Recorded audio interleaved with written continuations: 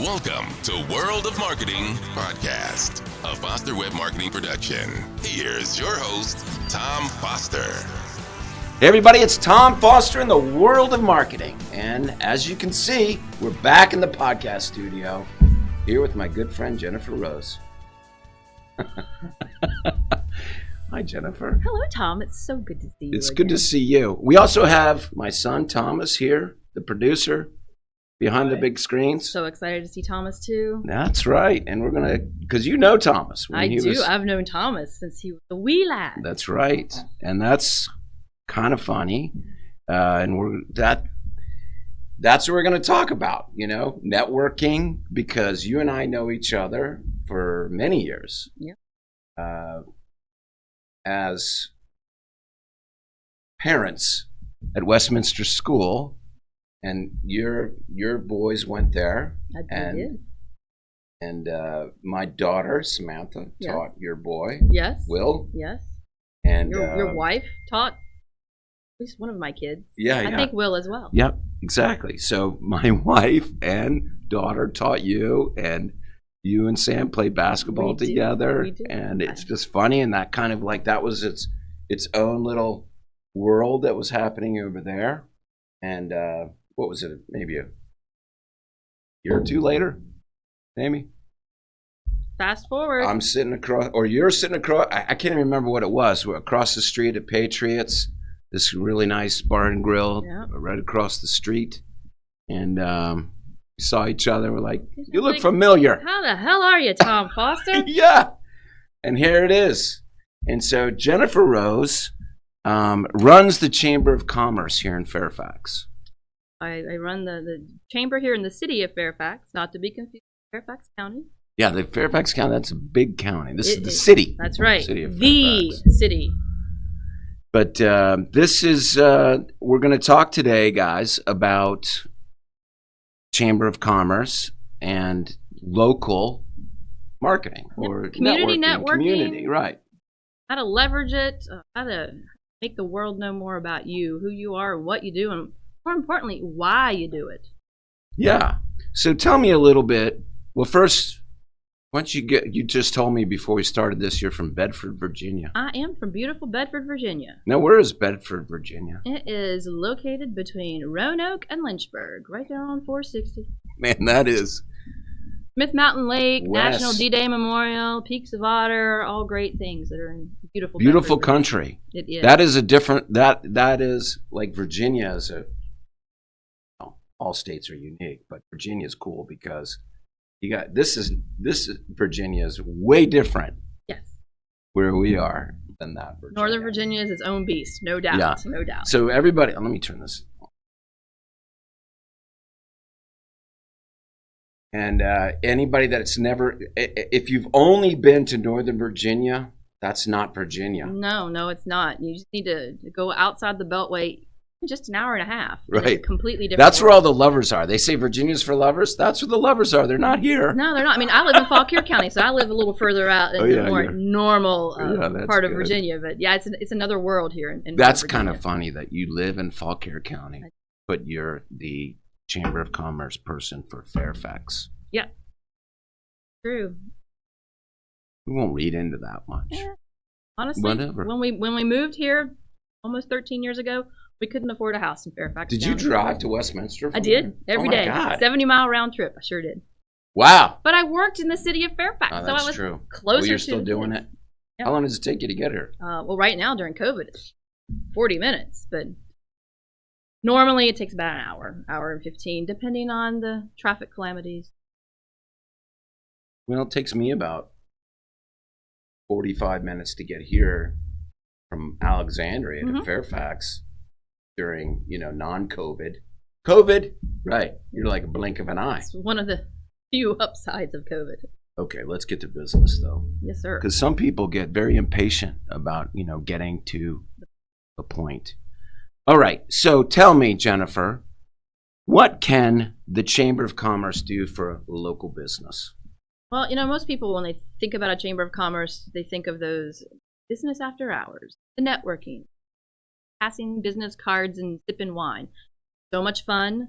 Really miss doing that these days. Haven't done it since February. But there is so much more to chamber membership, and especially in COVID environment, a lot of that's come out. Chambers of commerce are great sources of information for business owners. Let's face it, being an entrepreneur, it's a lonely world. It is. You feel like you're on an island, and you don't have time to figure out things. You don't have time to research stuff. You're busy running your business, trying to make payroll, trying to get customers through the door, trying to deal with the tax issues, and dealing with your own head trash, and peer pressure, and everybody telling you you're doing it wrong, and your own stuff about thinking you're doing it all wrong. So, Chamber of Commerce is your go-to group. I kick doors in for people. I make connections. I answer questions. I solve problems, and I do a lot of introducing people to other people. I did quite a few for you guys just a couple of weeks ago. A lot of email intros. Yes, you did, and thank you very much for that. I hope that lots of magic happens as a result of that. Very nice. But I mean, being involved in your community and knowing what's going on in your community, understanding whether you're in the city of Fairfax, which is a relatively small city surrounded by suburban hell, or you're in middle America. Right. Being a part of your community and people in your community seeing you're a part of the chamber. Oh, excellent. You know people. You've got a little more credibility when you're a member of a chamber of commerce. And the community networking that you get to do as a result of being in a chamber, you can't beat it. There's a lot of great things that have to do with community networking. You gain knowledge. You have the opportunity to learn from one another. You can find some mentors in your community. Especially if you're, a young up-and-comer like Thomas here, decides he wants to go out on his own, he can tap into a great pool of mentors. And you can create like mastermind groups. Got this problem. Yeah. Who wants to help me solve it? So knowledge and making those connections. To expand that network of people that you know personally, professionally. And you never know who you're going to meet and how you can help each other one day. I mean, it may be a week from now, it may be 3 years from now when you remember, oh, yeah, this podcast. Please help out. Podcast.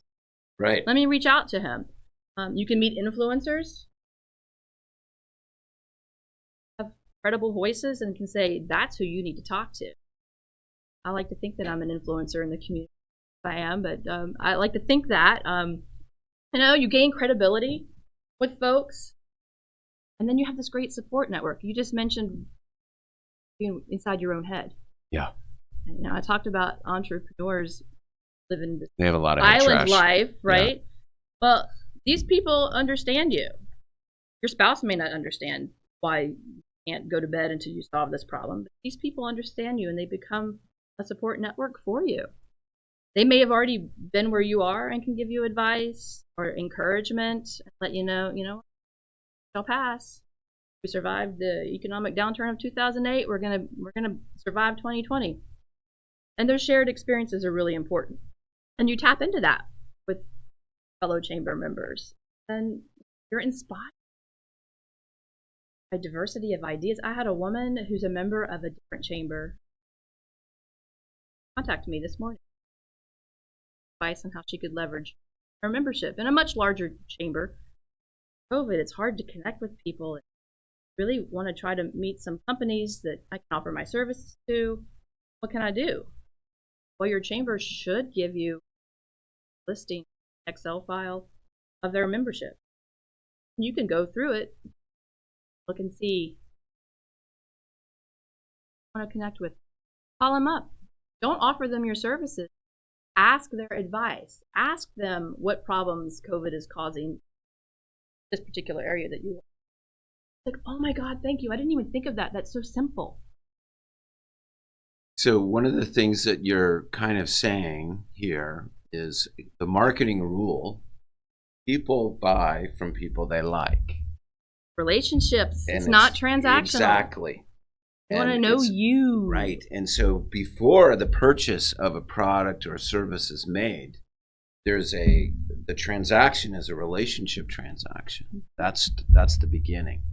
And, like I'm not talking about if you're going to go out and buy, a plant or something like that, or, like a bar of soap, but I'm talking about when you're going to work with someone. And you're 100% right. I know you got a couple other things down there, but 100% right about like the whole networking and the whole finding people that think like you and are struggling with the same kind of issues that they might not even know they might be struggling with, but you introducing, here's what's going on. Oh my gosh, I'm having that too. And now we have a connection. And then the other thing too is, and what I found, because Chamber is a lot like a mastermind group, on a more of a community level, I guess. But when I first did a mastermind years ago, my good friend Ben Glass, who you just met when I ran into you at lunch, and he's the reason why I'm here, and he's one of my greatest mentors, and but Ben invited me to a mastermind group, and I didn't know what it was. I was like, I know I was like, in my early 30s or whatever, and I knew it all.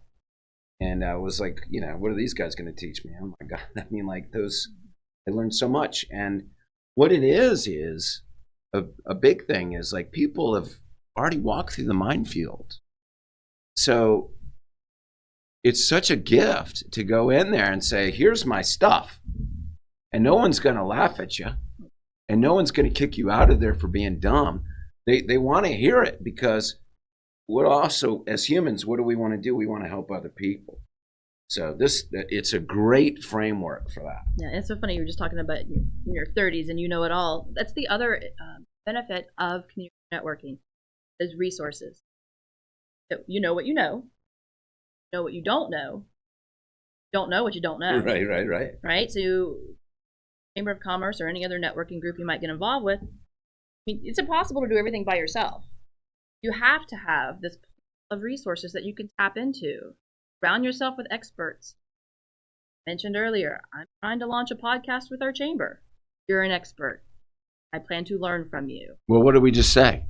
You said you brought it up. You said, we'll just do it here. Yeah, and then I thought, that's right. We'll do it here, Central Fairfax Chamber of Commerce, Exactly.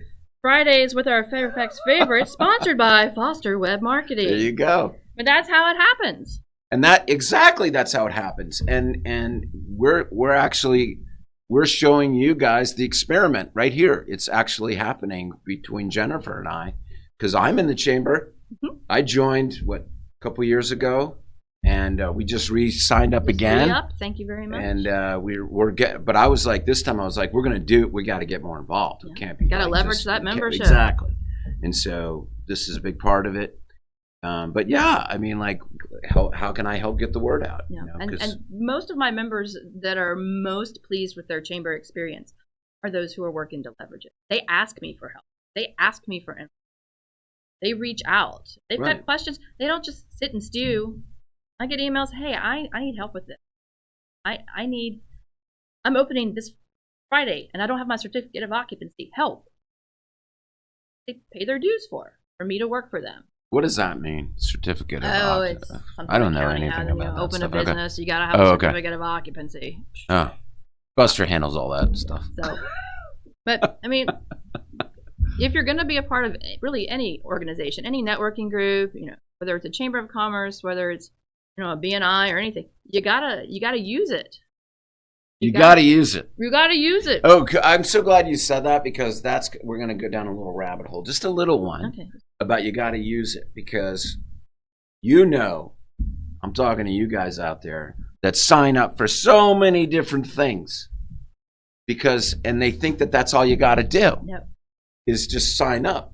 You got to actually do it. So like, even if you're signing up for this marketing event, or you're signing up to learn this thing, and then you learn it, but you don't do anything with it.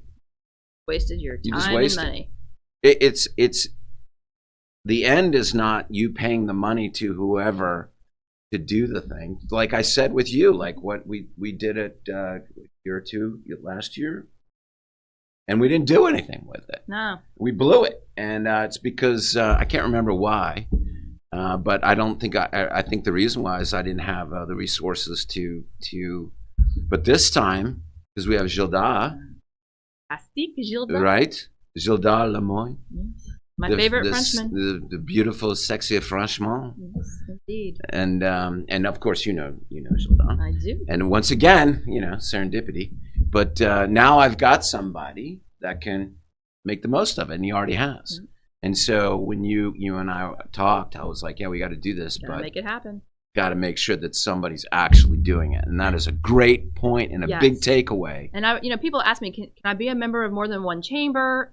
Yes, you can, but I tell people you're limited by your budget, your people, your resources, and your time and your energy. You just you got to put a little time into it. Yeah. My background is nonprofit fundraising, development, communications. Nonprofits, you're even more careful with where you're spending your money. And when we would talk about our chamber memberships and where we should belong, like, look, we need to be a regular presence at their events.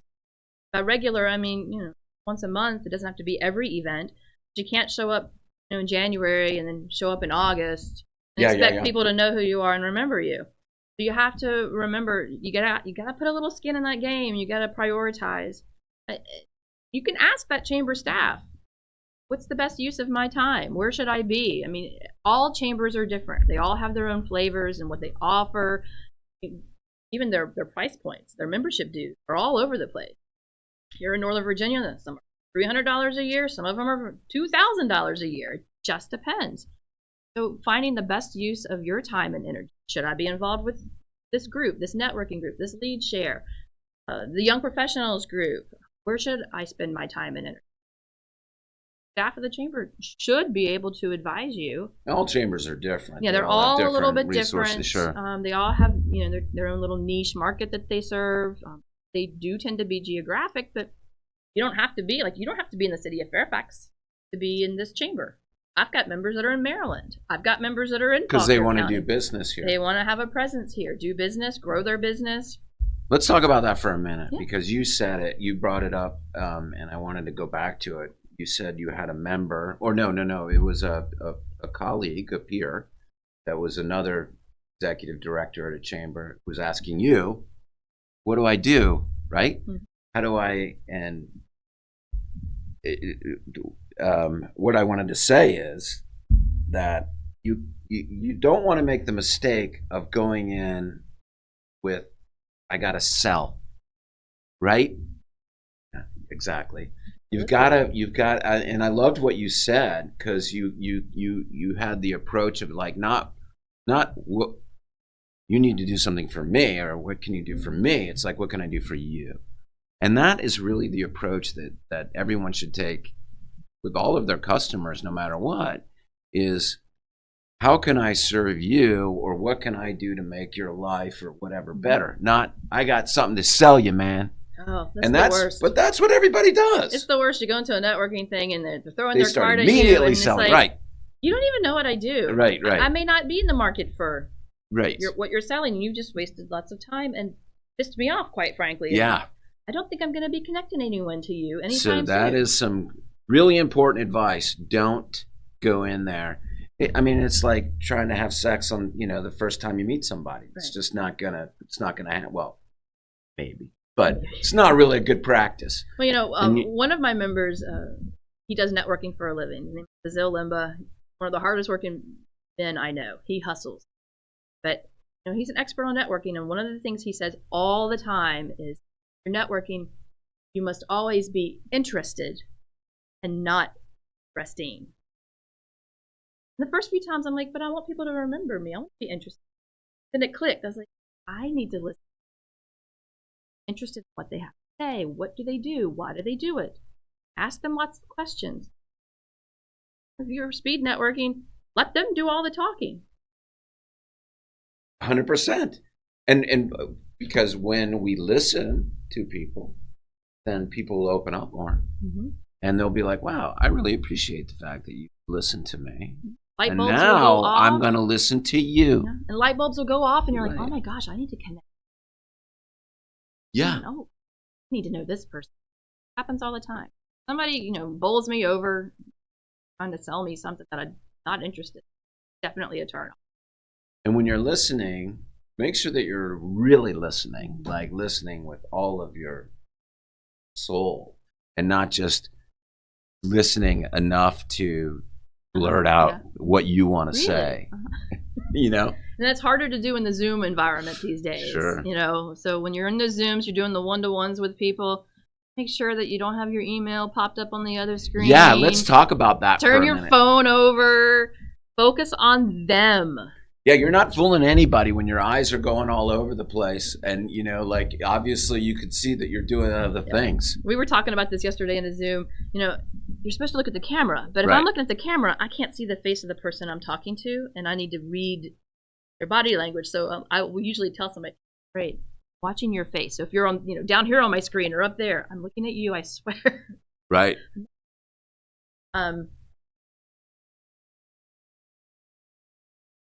Busted. Put your phone down, turn the ringer off. He's not listening. But there's he's on to something else. But that active listening is important. It really is. But that's a good point about that. I mean, okay, so if you got to do something, say I got to turn off your screen or something. And that's another good. I always try to focus on who's talking. And you're right. Like this world that COVID has brought us, where it has sent us all home and running for the hills or whatever, running for home and hiding and whatever we're doing. And we're all on Zoom. It's a totally different networking. It's a completely different community. You're right. We can't go out and have a beer like we used to or have dinner or I'll still do. I'm up for that. You're still doing. I'm still up for that. But there's still quite a few people that as long as Patriots is open. That's right. Exactly. Right. That's right.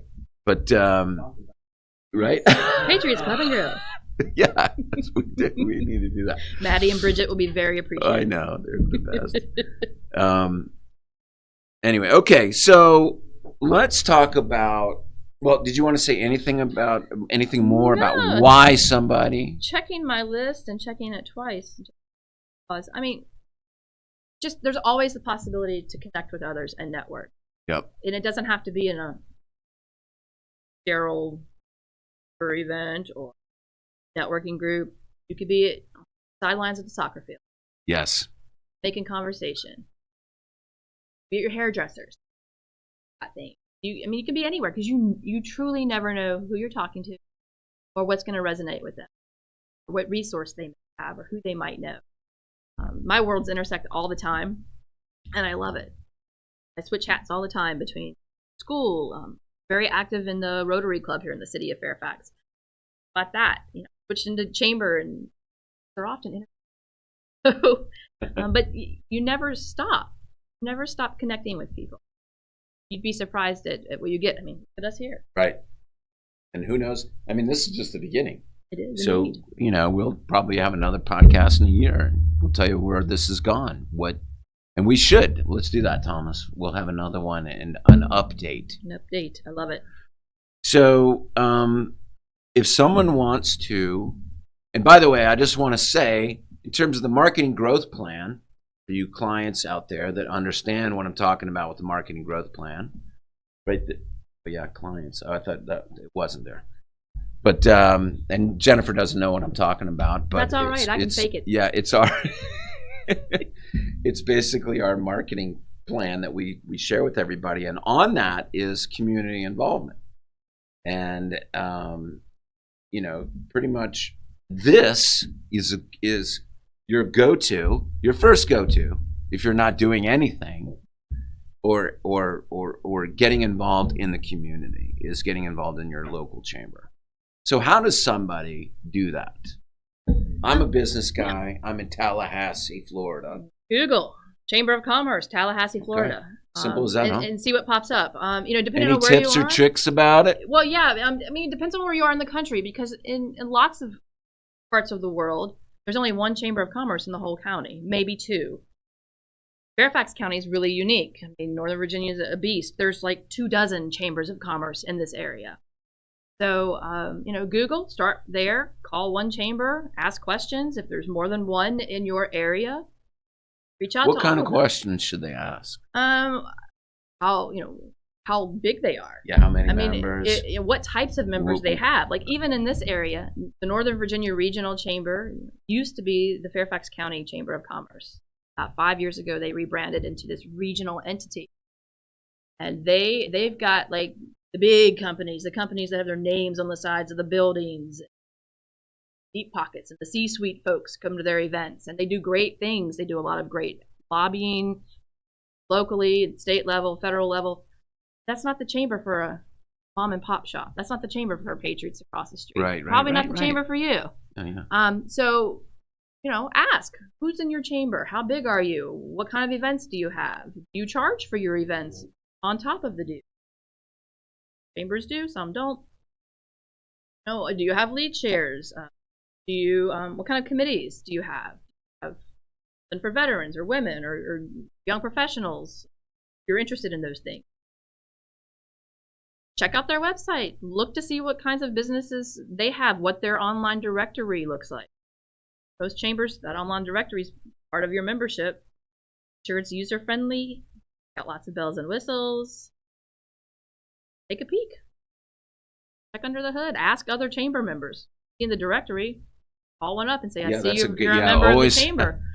Trust but verify. Yeah, I see you're a member of the chamber. Tell me about your experience. I mean, because most chambers of commerce have ambassadors that they'll send out to you, and they're volunteers, but they tend to have really, really chugged the chamber Kool-Aid. My favorite member who will go out talk about their experience in the chamber. Sure. I mean, I get paid to tell you about it, but when these are your clients, my really. People, when they go out and tell you, oh my God. Sure, that's just like my clients talking about how great it is. That's right. So, but ask questions. Call up random members on that directory, because you are going to have some folks that don't engage with the chamber and they don't have good experience because they're not putting that skin in the game. So they may be like, oh, it's terrible. But don't just call one or two. Call a few. Right. Very good. Okay, now, Thomas, it is time for our signature question.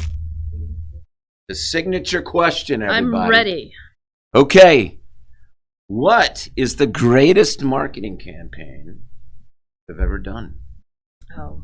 Meaning, most successful in your mind. I've got this. My previous employer is a great nonprofit based here in, well, not in the city anymore. They moved recently.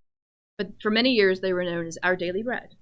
Great nonprofit. In fact, you guys sent a team when I worked there to organize the food pantry. That's when we first connected.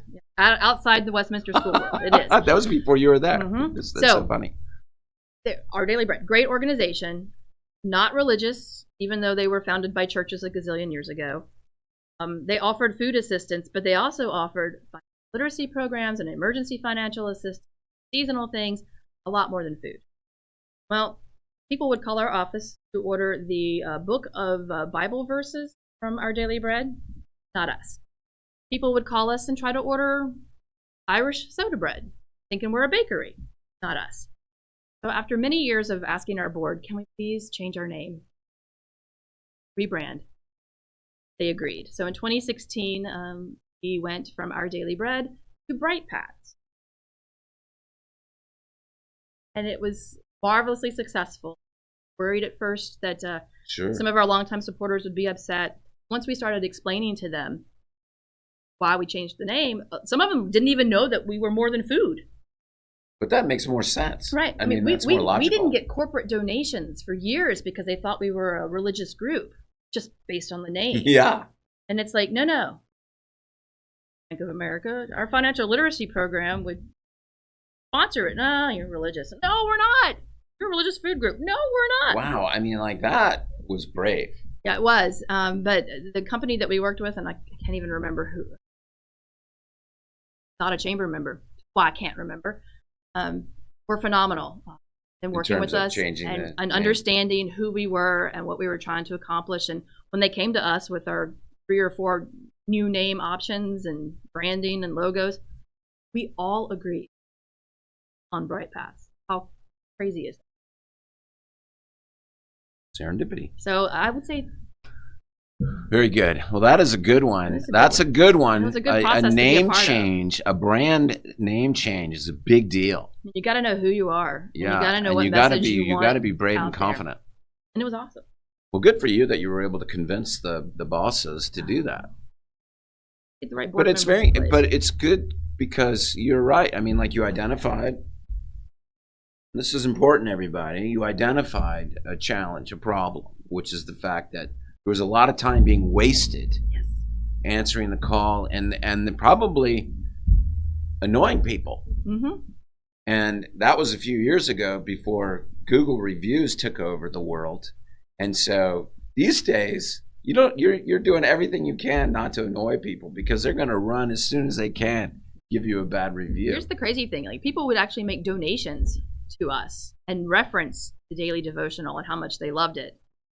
Like, do you even look at our website? So I have to reach out to these donors. It made them feel better. And be like, I'm so sorry. We are a small nonprofit in Fairfax, Virginia. We don't do that. So would you like your money back? And sometimes they'd be really embarrassed and be like, no, keep the $50 or $100. Wow. And then sometimes like, yes. Wow. So yeah, a lot of wasted time in it.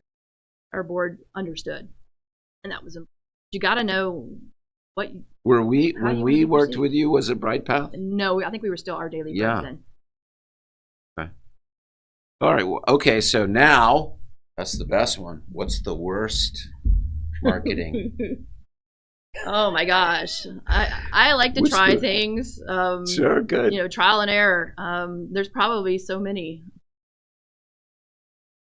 And I know she warned me you were going to ask me this, and I'm like, oh my gosh, I've had so many failures, but that's how you learn and grow. Exactly. A failure is just a seed of. And that's one of the things I love about my current board with the chamber, my board chair. He's like, well, let's try it. If it doesn't work, we'll tweak it a little, or we'll scrap it. Yep. And just, all right, we tried it. We lost so much space on it. We learned, let's move one specific. That's okay.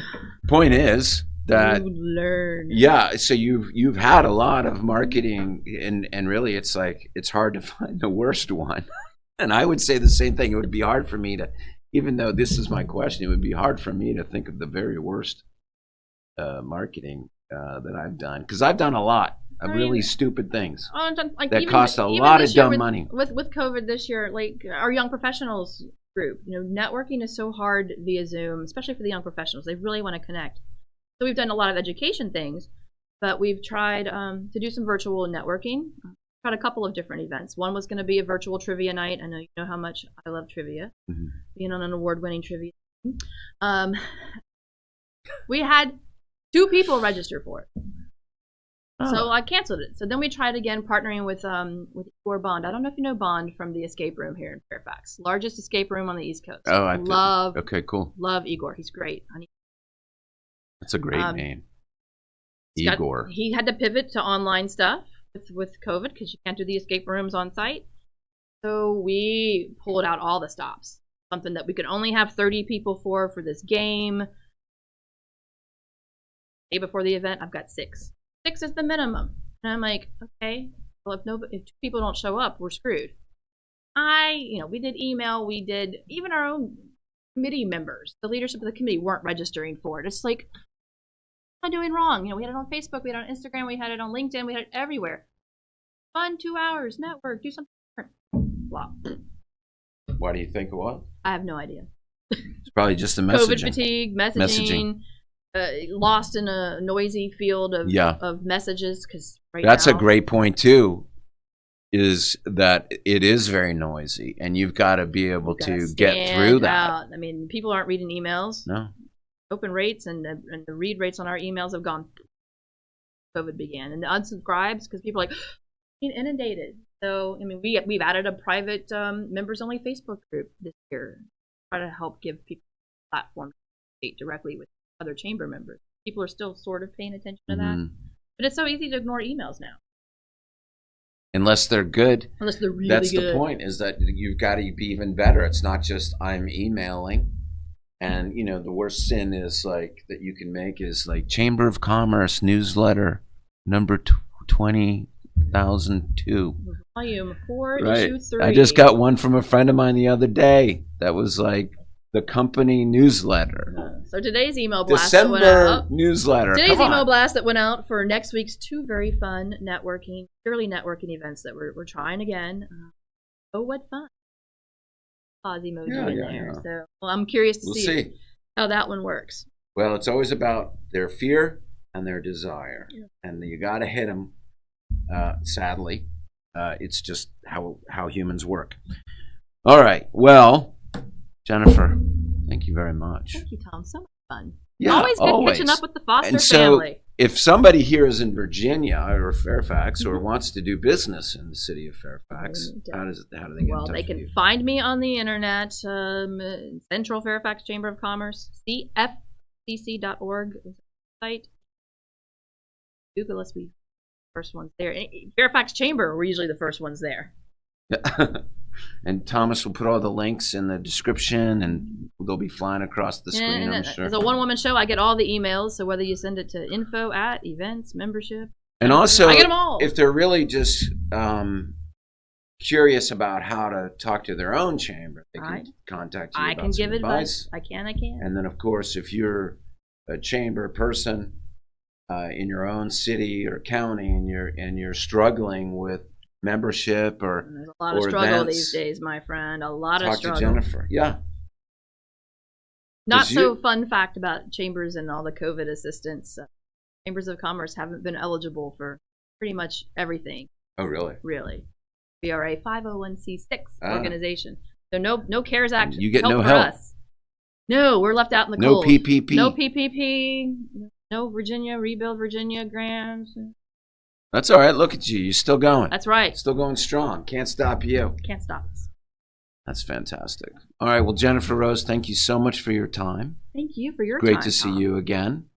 And everyone, great to see you, even though I can't really see you. I'll just say that. Tom Foster in the world of marketing. And Thomas Foster. Thank you. Thank you, Thomas. You rule. See you next time. Hey, put on your mask.